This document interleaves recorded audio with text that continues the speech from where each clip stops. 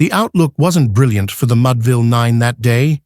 The score stood 4-2, with but one inning more to play, and then when Cooney died at first, and Barrows did the same, a pall-like silence fell upon the patrons of the game. A straggling few got up to go in deep despair. The rest clung to the hope which springs eternal in the human breast. They thought, if only Casey could but get a whack at that, we'd put up even money now with Casey at the bat. But Flynn preceded Casey, as did also Jimmy Blake, and the former was a hoodoo, while the latter was a cake. So upon that stricken multitude, grim melancholy sat, for there seemed but little chance of Casey getting to the bat. But Flynn let drive a single, to the wonderment of all, and Blake, the much despised, tore the cover off the ball. And when the dust had lifted, and men saw what had occurred, there was Jimmy safe at second, and Flynn a hugging third. Then, from 5,000 throats and more, there rose a lusty yell. It rumbled through the valley, it rattled in the dell, it pounded on the mountain, and recoiled upon the flat. For Casey, mighty Casey, was advancing to the bat. There was ease in Casey's manner as he stepped into his place. There was pride in Casey's bearing, and a smile lit Casey's face. And when, responding to the cheers, he lightly doffed his hat, no stranger in the crowd could doubt 'twas Casey at the bat. 10,000 eyes were on him as he rubbed his hands with dirt.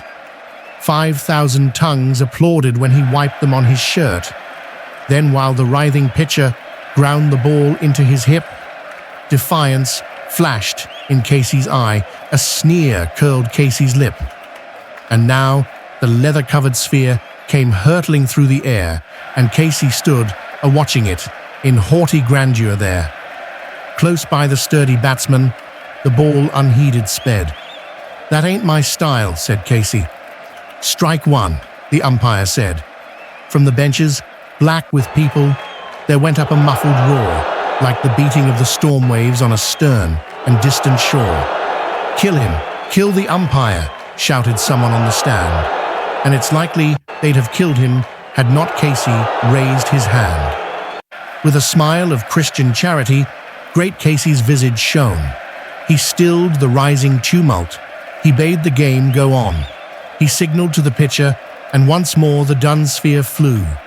But Casey still ignored it, and the umpire said, "Strike two." "Fraud!" cried the maddened thousands, and echo answered, "Fraud!" But one scornful look from Casey and the audience was awed. They saw his face grow stern and cold. They saw his muscles strain, and they knew that Casey wouldn't let that ball go by again. The sneer is gone from Casey's lip. His teeth are clenched in hate. He pounds with cruel violence his bat upon the plate. And now the pitcher holds the ball. And now he lets it go. And now the air is shattered by the force of Casey's blow. Oh, somewhere in this favored land, the sun is shining bright. The band is playing somewhere, and somewhere hearts are light, and somewhere men are laughing, and somewhere children shout. But there is no joy in Mudville. Mighty Casey has struck out.